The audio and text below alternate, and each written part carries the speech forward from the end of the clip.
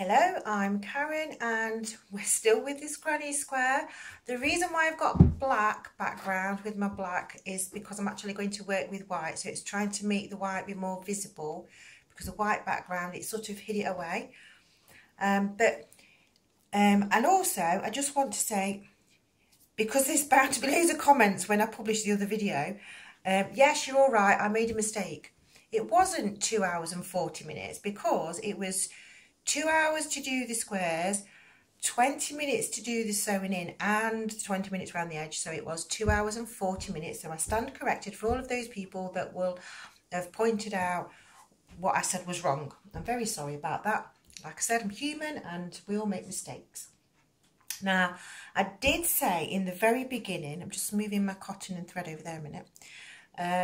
If you wanted to make it into a little cushion, which is what I did for my mum, if you cut yourself out a piece of, this is just some an old sheet, cut yourself out 2 pieces, the same size as your square, and then I've hand sewn mine together because I wanted to do it as traditionally as I could, and say I've already made my mum one, she's already got one, and I wanted to make her a pair. So this is at the stage where it's ready to be turned. I've hand sewn all the way around the edges. Not that you can see very clearly. I've just done the back stitch just to be able to keep that nice and strong. I've left myself a little gap there so that I'm going to be able to turn this in the right way out. It has got a bit of colours on it, but when you actually put it onto your, when it's inside, it just helps to highlight all of the gaps in there. And I say the little bits of colours, they're barely visible on that. So I would say probably best to use a plain white, but I was improvising. I was using what I'd got. So just thought I'd share that with you. And I'm going to put that to one side. So now, oh, I've got all bits of fluff on my blanket. You do. Get off. We don't want bits of fluff. I want it to look as neat as possible. So I'm still using my vintage hook, which is, it does say it's a 4mm hook, but as we've worked out already on the other things, it's actually a 4.5 in modern day hooks. So I'm going to do my magic loop. I did notice that somebody commented about how to do my magic loop on my slip knot. All I'm doing is I'm wrapping it over, and if you was to pull the yarn all the way through, it would make a complete knot. But you don't, you just put that onto there so that you're not. Now then, so round 2 of the border, because this first row of black was classed as round 1, it says, remember this is in English terms, so it says double crochet in the space in between the groups of treble stitches. So I can just latch on anywhere I want. So I'm going to latch on just here, just there. So a double crochet is a single crochet in America, so we're just going to latch on with a single crochet or a double crochet if you're in England. And it says, oh, by the way, I'm not pulling that tight because obviously we slip stitch back into that point later. It says to chain 4, 1, 2, 3, 4, and to double crochet or single crochet as it is in the next space along. So that's all we're going to do, is just literally make that as a border all the way around. So it's 1, 2, 3, 4, and a single crochet or double crochet, depending which country you're in, into the next space. 1, 2, 3, 4, and then remember that we've got these 2 pieces. Let's get the, well, you should be able to tell anyway. We're going in between those 2 pieces there that I showed you before that looked like they'd become one. Okay, that's 1, 2, 3, 4, and single crochet or double crochet, depending which country you're in, into the next space. 1, 2, 3, 4, single or double. 1, 2, 3, 4, oops, 4, into the next one. This is actually quite a quick round to do, so it's not going to be such a long video. 1, 2, 3, 4. However, it is going to help us add up the time. 1, 2, 3, 4. Add up the time that it's going to need to do it. Now then, this, it does say for the corner to do, and it says make an extra loop on turning the corners. Okay, so, and it doesn't say what size. So I'm going to I carried on and I did the same and still did the chain of 4. So that's 1, 2, 3, 4. The reason why, and then a single crochet back into the same place there, or a double crochet. The reason why I chose to do still a number 4 is because the pattern that's going to go onto there needed to fit into the corner as well. So we wanted to have the same amount of space to put the stitches in. So that's 1, 2, 3, 4. So I know that's a presumptuous part. However, because I've done it and I've practiced it and tried it lots of different ways, I know that that's correct. 1, 2, 3, 4, and single crochet or double crochet. Whoops, 1, 2, 3, 4. And this is all we're going to do for this row all the way around, which is a really nice, easy, relaxing. I say the whole thing is not, you don't really need to be concentrating that much on counting. 1, 2, 3, 4. On all of the rest of it, it's just the border is where it becomes more. 2, 3, 4. The border is where it becomes more intense. And 1, 2, 3, 4. And like I said on my other one, the beauty of this, 1, 2, 3, 4 is amazing. Oh, and you know what I forgot to say? If you was making the cushion and you had your 2 pieces, so you would actually, so I've got a second piece there.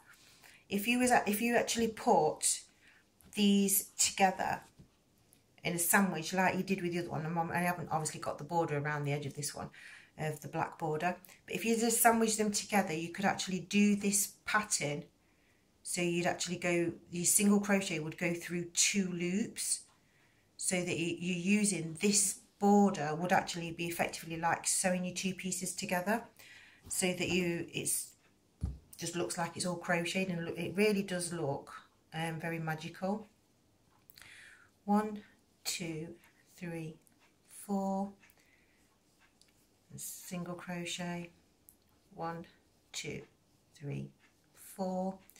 And remember, we've got, when we get to the corner, we're doing an extra 4, so that's 1, 2, 3, 4, and back into the corner again. 1, 2, 3, 4. And even just this border, even just that on its own, it starts to change it. You can see how it's really bringing all your colours alive. It's very, very beautiful. It really, really is. 1, 2, 3, 4. I do hope that 1, 2, 3, 4. I do hope Mr. Potter appreciates. I think he does. 1, 2, 3, 4. I think he really does appreciate how much hard work and an effort that I've actually put into making all of this, and to try and be as accurate as I possibly can. Because, like I said, I never planned on discovering the people that actually wrote crochet and where it originated from. That was never my intention. I just wanted to find the granny square. 2, 3, 4. And it wasn't called a granny square. It was actually called patchwork square. So it was hidden, I suppose. 1, 2, 3, 4. Inside the original shared patterns that Mr. Weldon did, Walter Weldon did the patterns. It was hidden in there. 1, 2, 3, 4 as a patchwork pattern, so it wouldn't have necessarily been 1, 2, 3, 4, wouldn't have necessarily been particularly popular in Victorian days, but then in the 70s when everything was reproduced, 1, 2, 3, 4, the granny squatting, the granny pattern, granny square, as it became named. I'm not quite sure how it ended up being that name. I don't know. I can't find a reference to say that that's when it changed its name. I just don't know that. That bit's still a mystery. But it just makes sense that like it was then passed on from relatives then, obviously, we say, because all the patterns that you see afterwards all begin with a chain of 3 when you're going up to do the next colours. 1, 2, 3, 4, and here we are. Look, we're nearly finished. So this one, it's a lot quicker. Look, we're on 11 minutes. 1, 2, 3, 4, 1, 2, 3, 4, and the corner one, 1, 2, 3, 4, and second stitch into that corner, 1, 2, 3, 4, and then we're going to be back to the beginning in a minute. There, 1, 2, 3, 4, and then this is where we will then slip stitch underneath the 2 loops to join our work at the beginning. And I'm going to cut off my yarn. At this point, I'm not going to sew in the ends of this, and the reason why I'm not sewing in the ends is because it's a lot easier to wait until you've got the next pieces of the border all into place, so that when you get to the end, there's plenty of places then to be able to sew in to hide the white, because obviously it's against the black now. So there you go. So that's this piece finished, and so that's another 12 minutes to add. So you can see that it's very, very time consuming. Okay, so in the next video I'm going to go into use, I've got my other blanket here, I'm going to use this baby pink. I did wonder whether this would be the right shade or not because of the era of time that we're in, but they actually did have this pale shade as well as the more dusky shade of pink.